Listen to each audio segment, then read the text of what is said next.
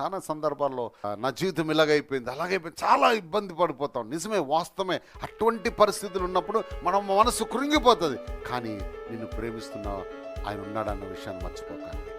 ఈ పరిస్థితులు ఎంత వేదనకరంగా బాధించేవున్నాయో అది ఎంత సత్యమో, అలాగే ఆయన నిన్ను ప్రేమిస్తున్నాడు అన్న మాట కూడా అదే సత్యం. హల్లెలూయా.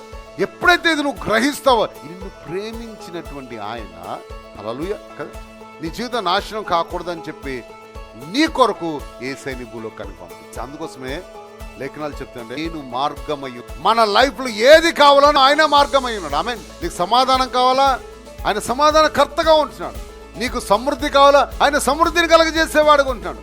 నీకు విడుదల కావాలా, ఆయన విడుదల చేయగల శక్తి కలిగిన వాడు. సో యేసయ్య ఒక మార్గమై ఉన్నాడు. దేవునికి స్తోత్రం. ఏ మార్గం అంటే జీవ మార్గమై. ఆమేన్.